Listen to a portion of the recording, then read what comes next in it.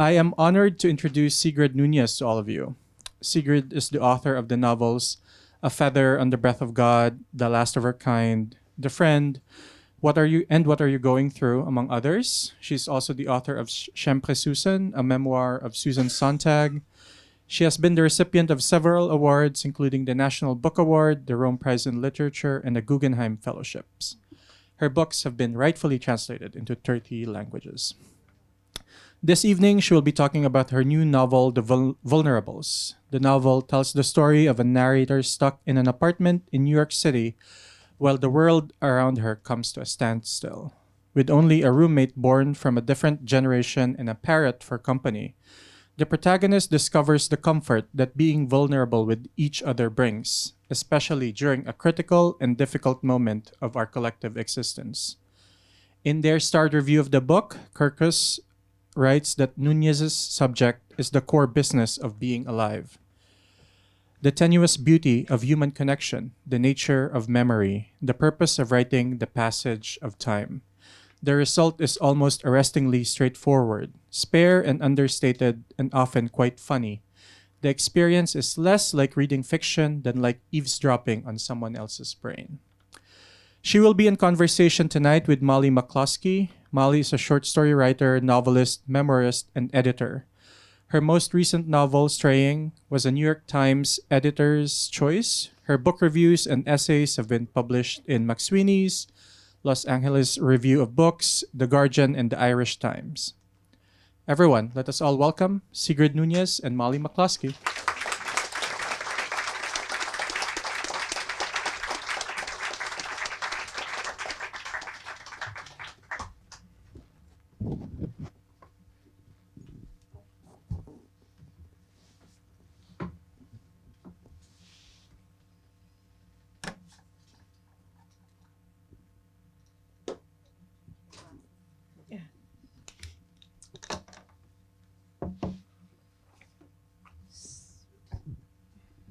Is this on? Yeah.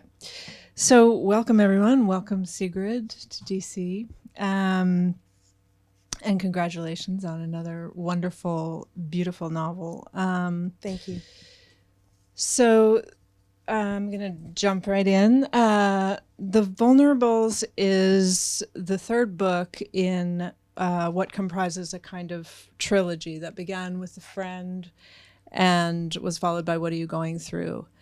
And these three books are united by their tone, by their preoccupation with certain subjects: death, suicide, friendship, mourning, loneliness, literature, generational differences in how we read literature, the shifting ground under heterosexual relationships, and particularly the role of men in our society, and of course animals, about which you write so beautifully.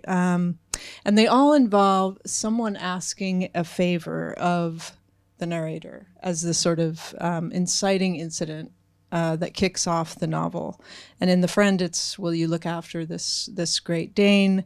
When the other friend kills himself, in What Are You Going Through? A woman who's dying asks the narrator to accompany her towards her death. And in The Vulnerables, it's, will you look after this parrot? Because the human companion of the parrot is stuck in California during the first spring of the pandemic. So there's a passage Sigrid is not going to read except the bits I make her read. So there's a passage within the first few pages of The Vulnerables that I'm going to ask you to read, because I think it encapsulates something important about the quest of these books, and maybe the quest of all books. So I have to just show Sigrid.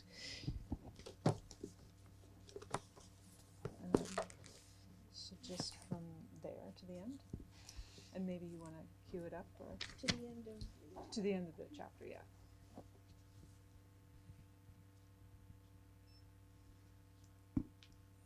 Okay, so this comes very close to the beginning of the book. I don't think it really needs too much setup. the narrator is speaking. She says, I know of research studies of twins, including some whose co-twin did not survive birth. For many of the survivors, the result has been lifelong feelings of loss, pain, emptiness, and guilt. In one case, a man who was not told about his stillborn twin until he was well into adulthood described experiencing huge relief. At last he had an explanation for the aching void he had always known, why through every joy in his life, no matter how rich, ran a seam of grief. I never had a twin, so why did this man's story strike a chord in me? Why did it feel like a revelation? Something is missing. Something has been lost. I believe this is at the heart of why I write.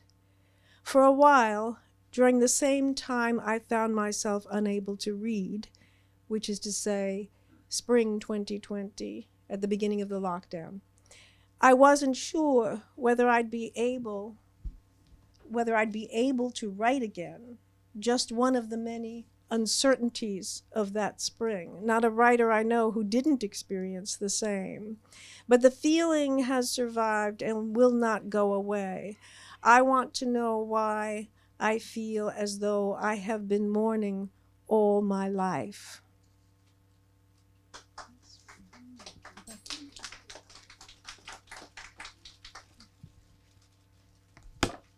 So we'll talk a little bit later about that I, who that I is. But I wonder if you could talk now about the evolution of this particular group of books and whether you sensed when you were setting out with the friend that you were embarking on something more than just that one book. And to talk a little bit about that question. And also I wanted to ask you about the favor that because it also is in For Rowena, which is another novel of yours from earlier, where someone comes to the narrator with a request for a favor, and that kickstarts the. So that's at least 4 books. So I'm wondering why that. Well, I can't say that I ever planned it. I never thought about about these favors that you're talking about before the books were written. Leaving For Rowena out with a friend. I wrote the friend, and it never occurred to me that there would be a kind of sequel or another book that would come out of it. It wasn't until I'd finished that book and I was writing the next book, which was What Are You Going Through? Fairly early on, I thought, this is, in fact, the same narrator, the same sensibility as the friend. But as I say, I didn't think about that ahead of time. I was just trying to get started on a new novel. And then when I did some Zoom events for What Are You Going Through, the people that I had conversations with, in this kind of conversation, one of them said, I feel these 2 books, What Are You Going Through, and The Friend are at least in conversation with each other. And that was true. And then there was another person who said, would it ever occur to you to write a 3rd book in this same vein? And of course, by that time, I actually was already writing The Vulnerables, or at least I just started it. And once again, I hadn't planned it, and it wasn't until I finished that book, I realized, yes, here with The Vulnerables, we are again, the same narrator, the same sensibility.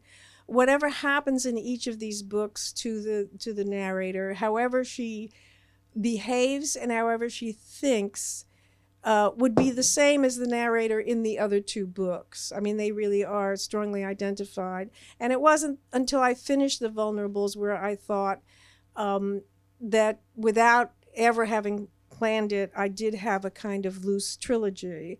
But it was also when I finished The Friend that it occurred to me that actually there was a huge resemblance between that narrator and the narrator of my very first book, What Are You Going Through, and also the narrator of For Rowena. But again, it's it doesn't occur to me ahead of time. It has nothing to do with planning. It really is.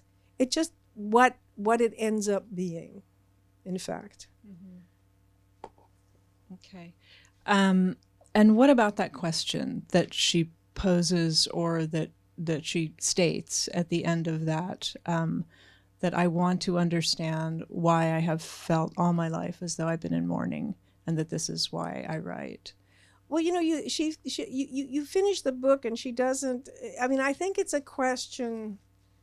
I do think very much that is the reason for her writing, my writing. But the answer to the question, why do I feel this way, doesn't get answered in the book. The only thing I could say is that it's not a unique feeling. It's something that I feel connects me to many other people, maybe all other people. And I think that the reason for that is that life presents to us, because we live in time, a series of losses. And there is no escaping that. And I don't mean dramatic losses, like your partner dies young. I'm just talking about the ordinary movement of time, where there is even a kind of lighthearted version of this. There's a place in the book where the narrator remembers that when she graduates from 6th grade to go on to junior high school, she's thrilled because it's great and she's growing up and she'll be a bigger girl, whatever. And then she stops and thinks, but now I'll never see elementary school again. And she's actually filled with nostalgia, because she is aware that her whole life, so much living had gone on in those grades, and now she's moving on, which is a wonderful thing, but there is also this pain. And I do identify with that. I remember being nostalgic even as a child in that particular way, being aware that every step took you away from something, and then everything, we just lose things all the time, not just people, but you're always sort of losing things in life. It's what time does to us. Mm-hmm. Yeah, I just thought it was a beautiful formulation. And then referring back to the man who had the twin, and that once he found that out, he understood why he had been feeling this all his life, and that we think that there should be some neat correlative for the rest of us, right, who haven't that who phantom haven't limb yes, thing. Yes. I don't really like this label, but it's sort of a COVID novel in the sense that it's unfolds during the first spring of the pandemic, and it depicts lives that have been upended and dislocated by the pandemic. And as you point out, I think actually in that section, many writers thought when the pandemic hit they would never write again, and writing seemed like a pointless exercise. And then after the first awfulness subsided, you had a few novels, but I don't think that many, that really took the pandemic as their subject. And now it seems that there are novels like this that are not about the pandemic per se, but about its effects manifesting in people's lives. And so I wonder if you could talk a little bit about how you went from thinking I'll never write again to writing about this thing that was so cataclysmic, and that, yeah, I mean, how did you go about, how did you approach that? And also I'm curious, did your editor or your agent ever say, we don't a novel about the pandemic, because, and I remember in publishing at the time, there was a friend who was shopping in nonfiction, and some editors were bidding on it, and some other editor said, COVID books are a horse race, and I'm not betting on the horses. I'm not participating in this because we have no idea, whether people are just going to want to close their eyes and pretend this never happened, or, so what was that like? Well, it was really very simple. I feel quite lucky because I wasn't, I wrote something because I was finishing up a book review, and it was a long book review. So I got down to that, and I did finish that. And so it was spring 2020. It was time. It was April, which meant that it was time for I was teaching at BU at the time, and it was time for the annual faculty reading. And it was going to be on Zoom, and there were several people reading. So they only wanted people to read for about 8 minutes maximum. And I wanted to write something just for that reading, just for that Zoom event. And, you know, it didn't have to be something finished. It could be the beginning of something or the beginning of nothing, whatever. 8 minutes is about 4 pages. And so, it occurred to me to write about exactly what was happening. Now, somewhere in there, it came into my head the sentence, "It was an uncertain spring," which is the first sentence of Virginia Woolf's novel, The Years. And Virginia Woolf is a writer who has always been extremely important to me. So why would that come into my head? Well, because it was an uncertain spring. I mean, it was, and so I went from there, and then I was just describing that set me up to wonder, why are we always told never begin a story or a novel with the weather? And so I was thinking about that. Well, who decided that? What about Dickens, Bleak House, Woolf, etc.? Why were we always told that the sentence, "It was a dark and stormy night," is the worst piece of, well, I mean, it's really not a bad sentence at all. It's actually quite a good way to start a story if you think about it, but it's always held up as the word, whatever you do, don't do that. And then I had to think, well, who wrote that, by the way? So I'm just sort of thinking, and then I, at the time I was taking walks through this empty city, this strange, new, in many ways beautiful, peaceful city. And it was spring and the flowers were blooming. And then it occurred to me to wonder why all flowers have beautiful names, which they do, if you think about it. I was trying to think of a single flower that has an ugly name, and I could only come up with weeds, like mugwort and vetch but, lily, rose, jasmine, camellia. I mean, it's on and on. They're names that people give their daughters because they're beautiful names. So I just went on with that. And then the reading happened, and a little more time passed. And then I did want to try to start writing something, and I kept some of that. And that gave me a way to write about what was happening now. And I knew it would lead to other things. I knew I didn't want to tell people what they already knew. We were all living the same thing. So I knew I didn't have to explain the pandemic or the lockdown. I could just talk about other things I agree with Michael Cunningham, who will soon be here, he said, "I don't understand how you could write about anything set in this time period without writing to some extent about the pandemic and the lockdown." And I also, since I don't really talk about the pandemic that much, but I see it more as being something set during a lockdown rather than something set during a pandemic, which I had already in 2010 written a book set during an imaginary pandemic called Salvation City. So I wasn't interested in that.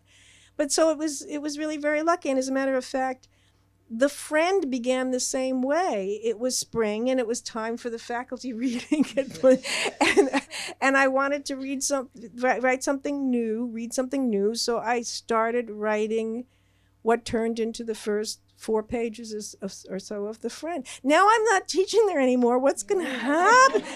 Oh my gosh! Yes, you need those faculty readings. So your description of how the first sort of waves of the novel began, or ripples of the novel, leads to my next question, which is about your work. It unfolds very organically. And I have this feeling when I picked up this book and started to read that I was, that you were continuing a conversation with me, the reader, that had been left off with the previous book. And it's very relaxed, but also very incisive, and it's full of digressions, it's discursive. So I wonder if you could say something about how you approach structure in a novel like that. I mean, do you have a kind of storyboarding in your head for these main plot points that you want to touch on? Or what kind of discipline do you exercise on that? Because it can be easy to lose yourself in digressions. because they're interesting to the writer. And how do you determine what's left in, what's taken out? What's your discipline in terms of that you impose on that so that it feels so organic? Well, I've written every single one of my books in exactly the same way, and I'm not sure that I could do otherwise. I always just start with something. So in the case of this book, as I say, there was the quote from Virginia Woolf. And with The Friend, I had in mind this news article that I'd read about these Cambodian immigrants in California who were suffering from psychosomatic weeping.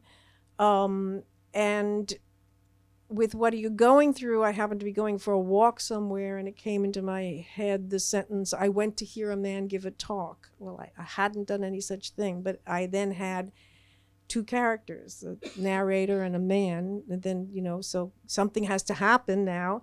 So that's what happens. Then I have something down, and then I think, yes, and now what? And then what? And now, well, anything could happen. So then I just keep writing, and I do not make plans. I try not to look ahead. I try not to get attached to some idea I might have for 3/4 away in the book. I write a certain amount, and then I revise it very, very much to get it, so that it's as well written as so that I can stand it. And then I move on. And so everything does come organically out of what came before. Now, I might have some ideas, and I'll keep notes, like at some point this could happen, that could happen, I should really talk about. But I try not to get too attached to it, because what can happen is by the time I get to that point in the book, that doesn't sound so interesting anymore. And in fact, it's not really going to fit anymore because of what, So yeah, so no outlines, no plans. I just really, I want it to be happening while it's happening. And I also want it to unfold for the reader like that, like that she doesn't have any idea where she's going. This should be interesting. But it doesn't feel random. How's she going to get out of this? It doesn't feel random, though, and No, that's the trick. It doesn't feel random, but it works step by step, because by the time the book is finished, I don't have to go back and change anything. I mean, I might, fix a few things, and the editor fixes a few things, but when it's finished, it's finished. There's no revision that has to take. All the revision has happened on the way. So, and that I really like that method, because I like working on small sections. The idea of having a book with a full draft, very, very loose, very, very unformed, and having to go back and fix it does not appeal to me. So you don't have an end point, though? No. The end, usually what happens is that at a certain point near the end, I start to think I know how this should end. And then I work towards that. But that's really far, very close to the end, I come to that. So let's talk about the whole fiction, memoir, autofiction mess. In The Vulnerables, there's a student that approaches you, and I think this is a real student, because I think I heard you say this prior to writing this novel, that the student says, I've read your novels, and there's one thing I have to ask, do you make some of that stuff up?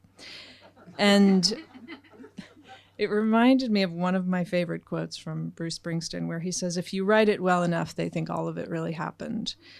And I think that maybe that's what autofiction is aiming for. And I know you don't like the term autofiction, and I'm not particularly interested in applying that label or not applying it, but I'm interested in how the books are received and how you see the role of fiction, which is something you actually talk about in the novels, and how the hunger for fiction that reads like memoir, why there seems to be that hunger now. And so this is the second part. I'm going to ask you to read out loud.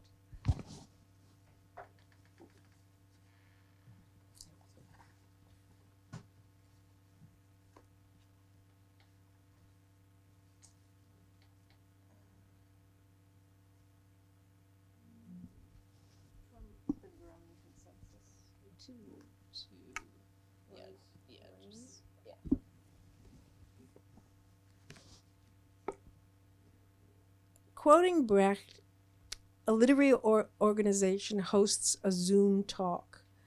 What kind of singing do you believe matters most in our own dark times? And is there a place for fiction? Growing consensus. The traditional novel has lost its place as the major genre of our time. It may not be dead yet, but it will not long abide. No matter how well done, it seems to lack urgency. No matter how imaginative, it seems to lack originality. While still a powerful means of portraying human character and human experience, somehow more and more, fictional storytelling is coming across as beside the point. More and more writers are having difficulty quieting a voice that says, "Why are you making things up?"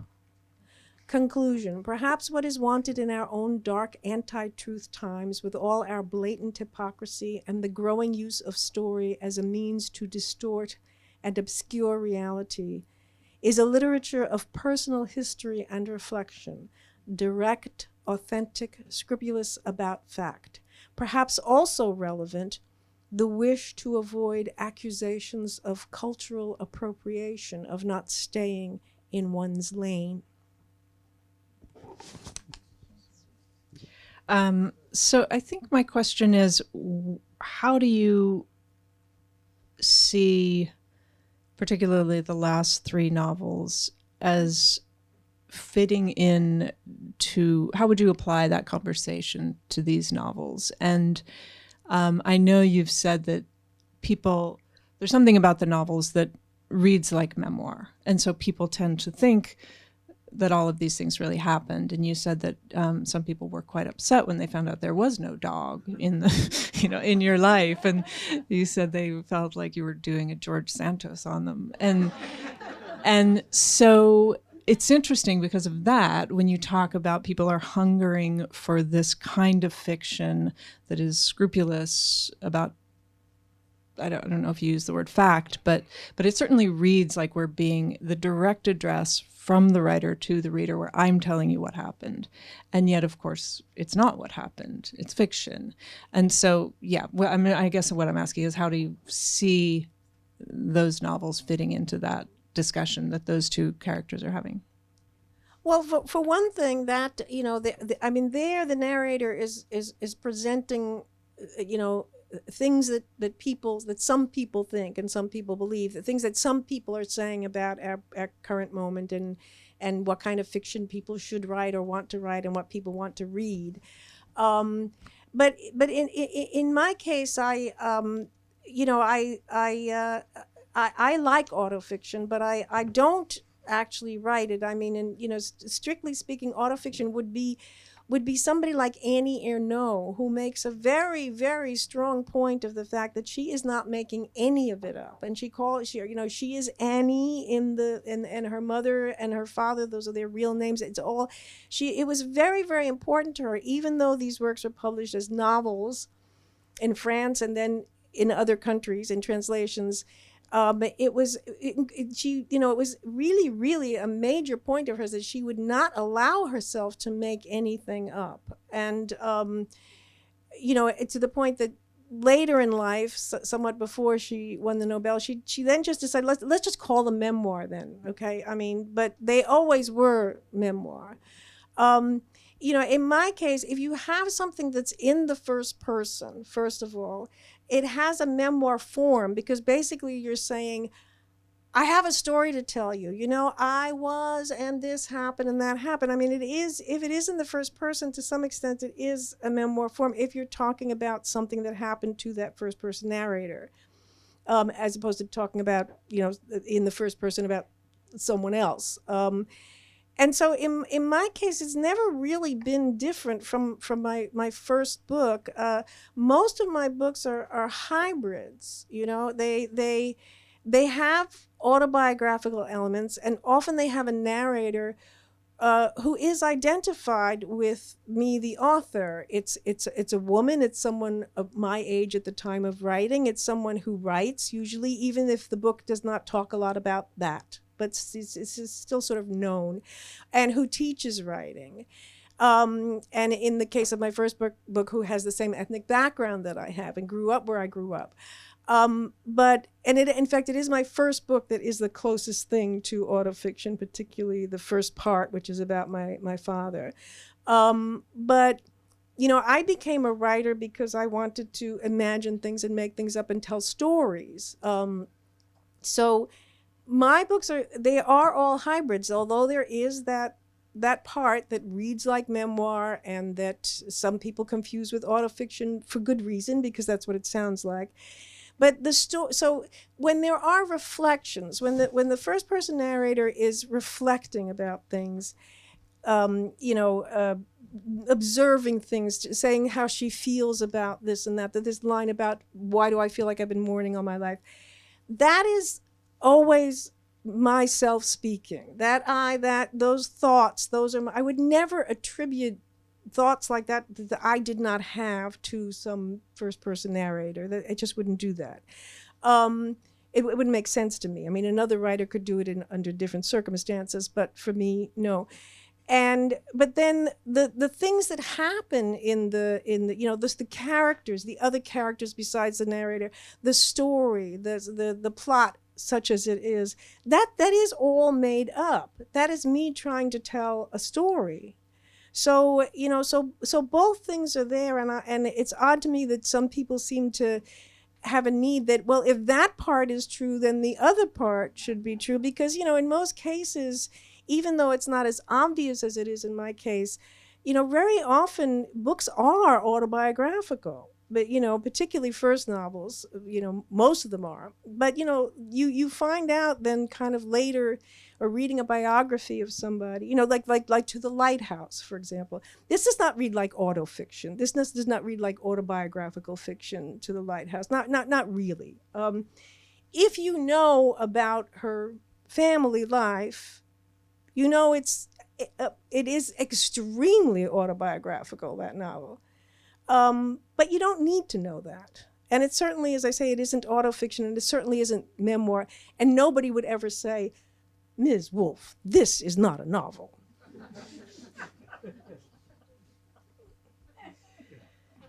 And it's not in the first person either. That's important to point out. Something that's discussed a fair bit certainly in The Friend and in this one,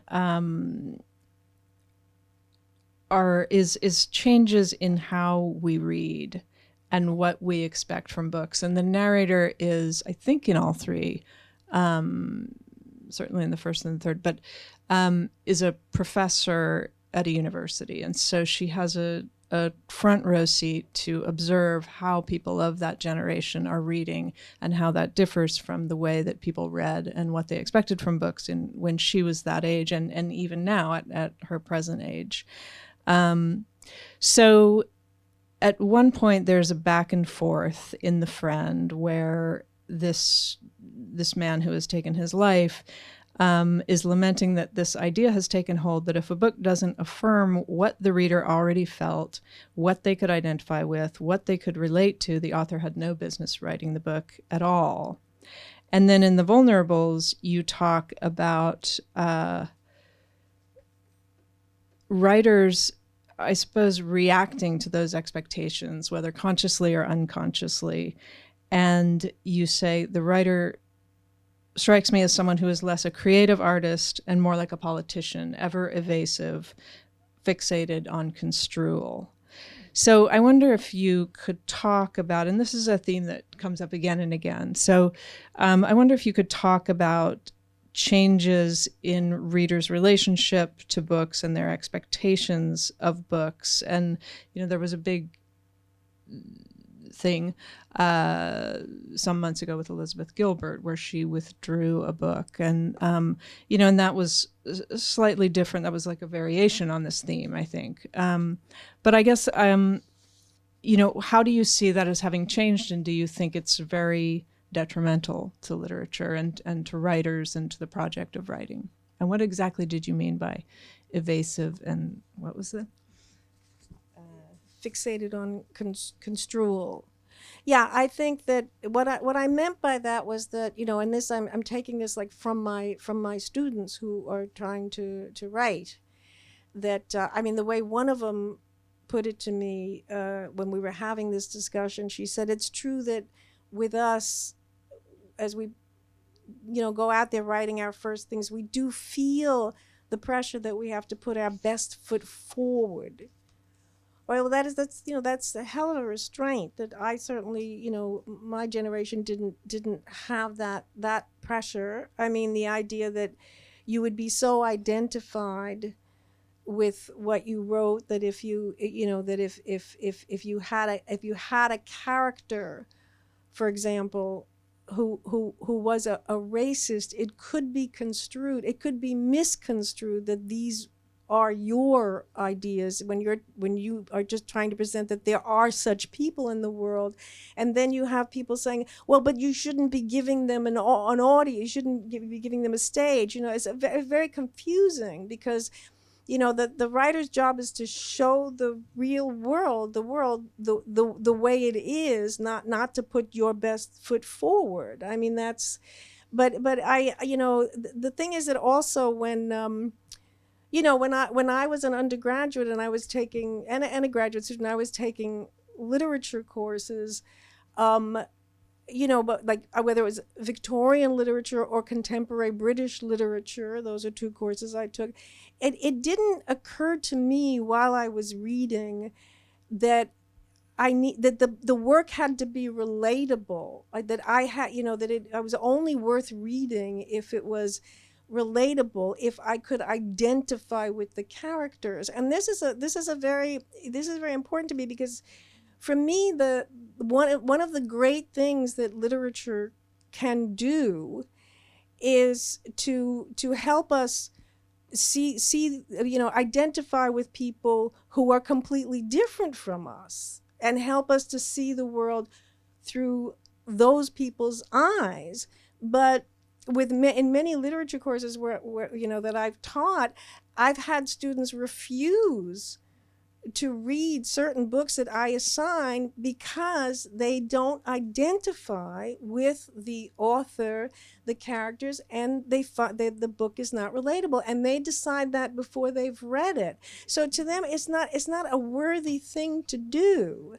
So, you know, this is a huge change and very confusing to me, and it's certainly not just my experience as a professor. It's a very common trend. And you know, certainly I think you know, if you want to know as much as possible and understand as much as possible about the world, you know, if you really are limiting what you're going to take in to what you already know or what you care about, yeah, I think that's detrimental, you know, to the culture in general. I mean, I don't see how it cannot be, but again, it really is. I mean, that very word "relatable" has been, you know, is really very, very important, because when I ask my students to write about what they've read, you know, they will say, you know, sometimes I ask them to keep a reader's journal, so they have to write something about each book. Oh boy, and they do, and often they'll say, I did not like this book because I found it was not relatable. And you know, and then on the happy side, you know, there is this incredible excitement when they have read something and they will say, I loved reading this, it made me felt seen. Okay, but I don't see why that has to be polarized. You wouldn't want to stop saying, you can't read that stuff that makes you feel seen. You know, you can only read about other people and see the world through their eyes because you already know. No, it's wonderful when people find work that they do identify with and that makes them feel seen. But it's this resistance to anything that isn't about me and my world and what I care about. It's very difficult. I actually banned the word relatable from my classroom for that reason, because it was so narrowly applied. It wasn't, here's a book about the human condition, and I'm a human being, and these are human beings. It was, this is a book about somebody's grandmother died and my grandmother died, and therefore it's relatable. And therefore it's good. See, and that's therefore the other and part, therefore I like it. Exactly, and therefore I like it, and it must be a good book. Yeah. But it was a very good exercise for them. And they rolled with it, and they tried very hard not to use that word. Sometimes they would slip up, and it was very funny and charming. But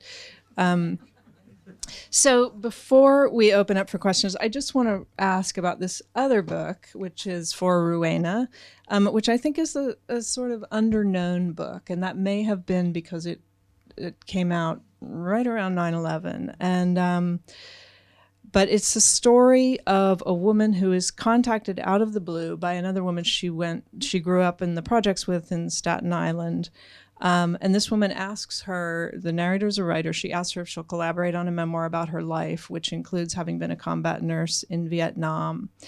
And the narrator, who has kind of escaped the projects and is living the life of an intellectual in New York, and is very kind of dismissive of Rowena on, it's very classist, and she says no, but they get to know each other, and then is it spoiler alert to say that Rowena dies, and the narrator then embarks on this, telling the story of her life, and it's this beautiful kind of what you were just talking about seeing the world through the eyes of someone whose experiences are so alien to her own. And it struck me as just this beautiful, generous novel about imagining the life of another. And so I wanted to just ask you if you could talk about the genesis of that, the catalyst for that, why Vietnam, why in the early 21st century were you writing about Vietnam? And I have to say, Ha-Jin, who Sigrid taught with at Boston University, referred to it as your masterpiece, and I would agree. There are many masterpieces, not just one, but anyway, just if you could talk a little bit about where that book came from and why at that particular time. Well, I came of age during the Vietnam era, and now I had first of all, my high school boyfriend was a Vietnam vet. My college boyfriend was a Vietnam vet, and a lot of the circle that I was in college, the men were vets, and I got to know them right after they came back. And my uncle was actually a lifer in the Army and had been to Vietnam. Been to Vietnam 3 times and married a Vietnamese woman. But I didn't think about Vietnam for a long time, in spite of all that. I mean, for one thing, I'm sure some of you know, these vets never ever talked about the war, and they certainly wouldn't have talked about it to their girlfriend. And so then I was a reader for a Hollywood agent. This was it was in New York City, and they would just give me a pile of books and say, read these and write a little report. Is there something for one of our actor clients? Is there something for TV here? We don't want to read it. You read it and tell us what you think, and write a summary of it so we'll know what it is. And I got a bunch of books that were oral histories of women who had served in this war, and I thought, well, gee, I guess I never even thought about that there were women over there. And I read these, and there was a memoir also in there, and I thought this would make an incredible story. But then it was years later. Because I read those. That was in the late '80s, and this book came out, in 2000, right? So, then I thought, I know that somehow I knew that this was a book that could not be written, it could not be a first person book. I mean, I wasn't there. I wouldn't, it just wouldn't make any sense. But I had this idea about telling the story of someone who had been there. And so for this particular book, I had to do a tremendous amount of research. And the more I read, not just about those women, and their stories are just unbelievable. I also read, then I finally read all these books about Vietnam that had come out, like Tim O'Brien and many others. And also then I watched the films, which I had avoided for years because I was afraid of them. And I just got very, very deep into it. And, it was a very exciting thing to write that book. It was probably the most, the best experience I've had as a writer, putting that book together. Yeah, it's beautiful. If anyone hasn't read it or bought it, do so. So I think we're supposed to open up for questions now, and the microphone is over here, and I think everybody knows the drill. Please keep your questions short so that many people can ask questions. And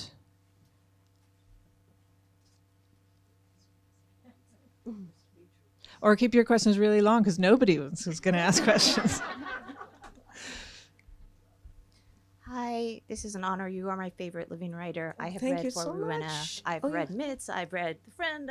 Anyway, I could go on all day, but I'll keep it short. So many people who are here and probably over the age of 40 have been reading their entire lives, have become more discerning about what they read. I can't imagine what it must be like for you to read. Do you just read Woolf at this point, or do you read contemporary literature? And if so, every day, or is it more sporadic? I'm just very interested in all that.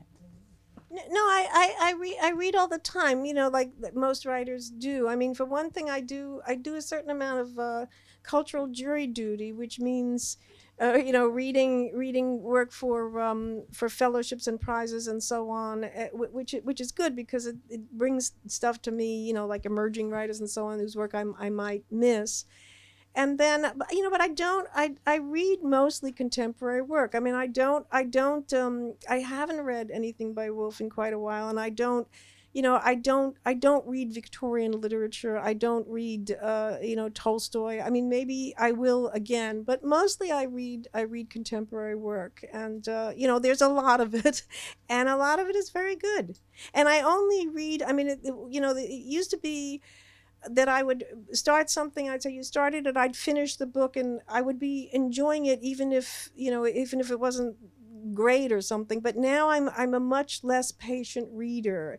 I start something if it's not working for me, or if I see things I know that are going to make me not trust the writer, I'm not in good hands, I don't go on with it. And in the past I would have gone on with it. So that's a big change. Hi, Ms. Nuñez. Hi. In The Vulnerables, I couldn't help but notice that you begin with the spring, and the form of the book near the end sort of has an autumnal tone, which is just sort of an ironic form of it, but it speaks to also what you wrote about having a late writing style. And I wanted to know what that means to you, of having a late writing style today versus compared to when you first started. Oh, where did this late writing style it's ringing a bell, but it wasn't actually something I said. It was something somebody said about. It's weird because I guess you can't really avoid having a late writing style if you're later in life. But it is true that there is something about these three books that they feel even though there are similarities to past books, there's a certain part of there's a style that does feel like a late style, and I do mention that in the book with Kurtzay and T.S. Eliot and so on. But on the other hand, the book that these books are closest to is my first novel, which came out in 1995. So there was one interview that said, it's really strange, but you began with your late style. Which is really true. And then I wrote all this other stuff, and then I went back to the late style. So yeah. And what what do you, we just were talking about this before the event started, and I promised I wouldn't ask this question, but I'm going to, which is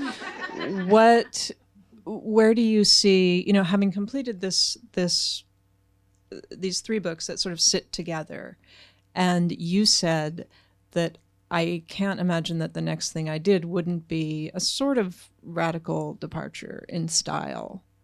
And I mean, those were not your exact words, but something very different in style and tone. And so do you have any sense of what that might be? And if that is your late style, then what would that be, your post late style? No, I guess my deal is like not so much that that the style couldn't be consistent, but it's just that since I accidentally fell into this trilogy without planning it, there's something about this book. There's a kind of closure. You come to there's a closure to it, and I know when I'm thinking about it that I cannot imagine writing starting a fourth, and then it's a tetralogy. I can feel it's all wrong. I mean, this was never a planned trilogy, but it turned itself into a trilogy. It cannot turn itself into more than that, and I cannot push it in that direction. It just won't go, and I'm not interested. So for me to want to write something else, there has to be some idea very different from these 3 that I've been, writing for all these years now.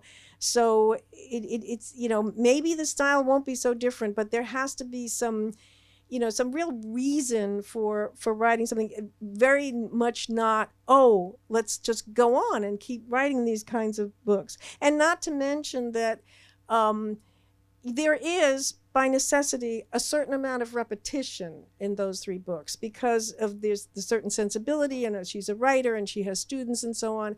And I can't imagine, it's not infinite material, this a writer's life, a teaching and all that. It's not infinite. So I feel like I've done it. I've had my say on a lot of matters. And if I tried to stay here, I would just be repeating myself, and I don't want to do that. So that's what makes me feel that there has to be something really, really different somehow.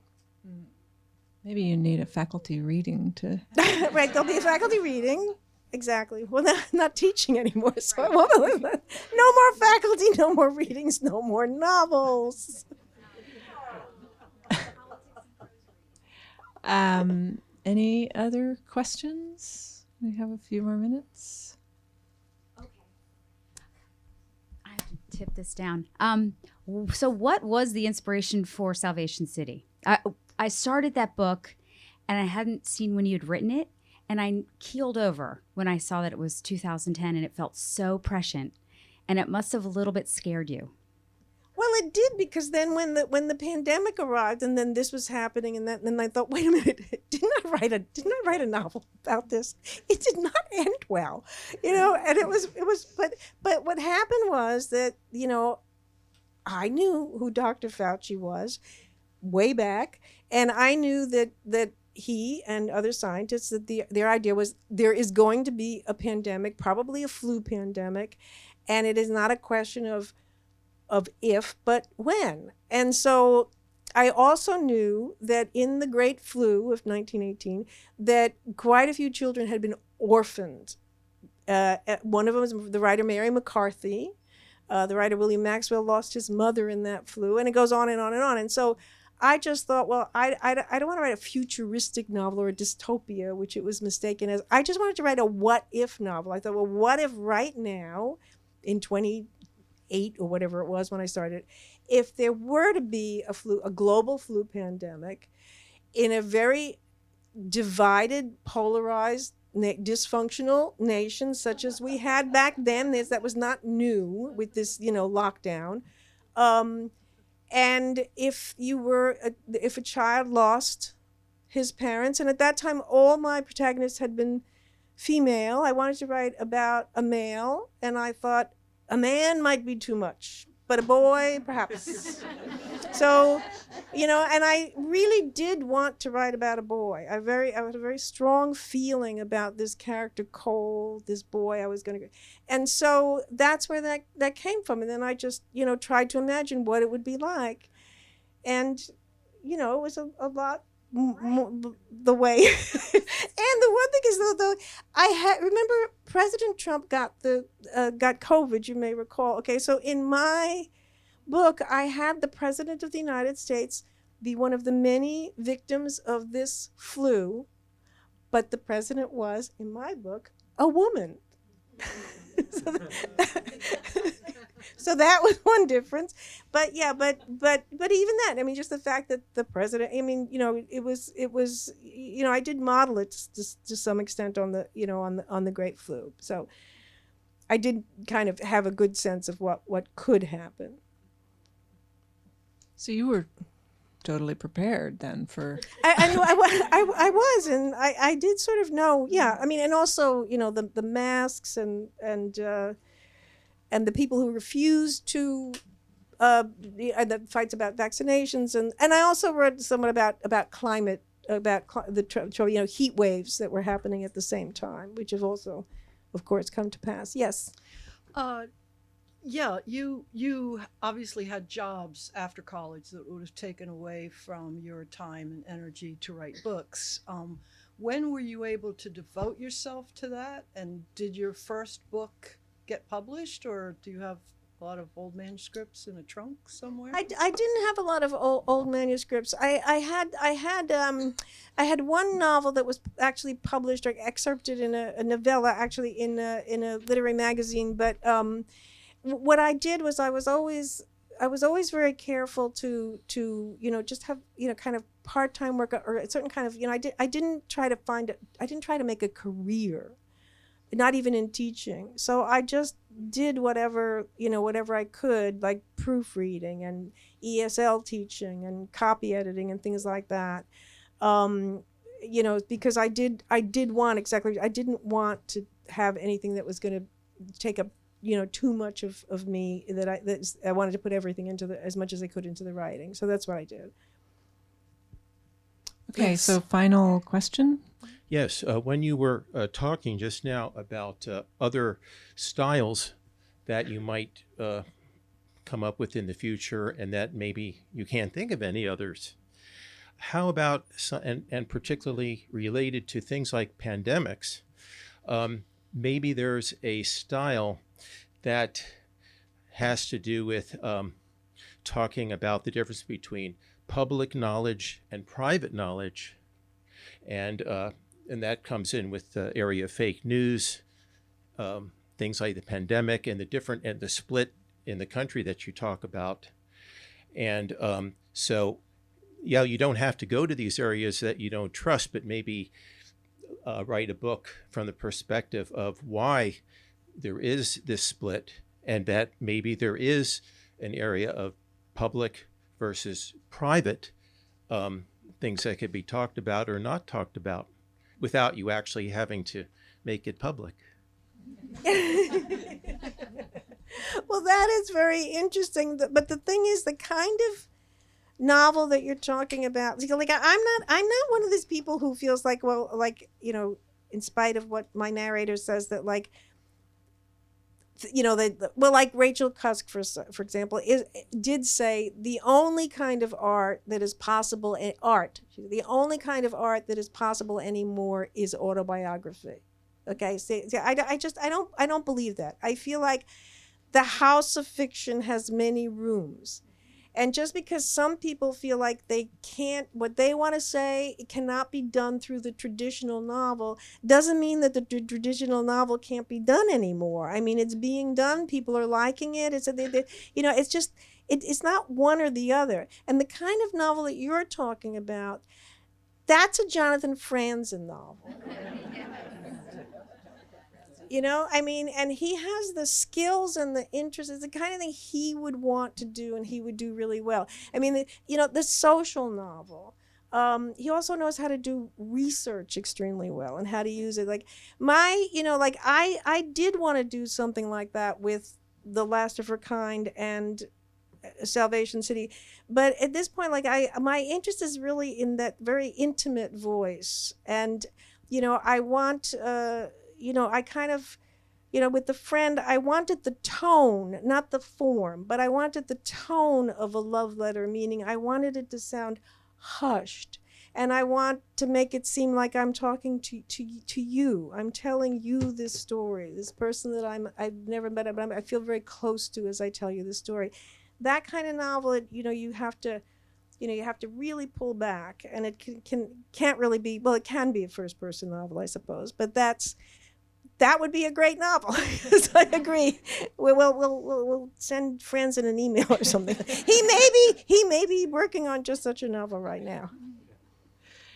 Okay, so I think we wrap up. Thank you very much, Sigrid. Yes, thank you. Thank you, Molly. Thanks, everyone. Thank you Thank very you much. for this Thank you. wonderful conversation.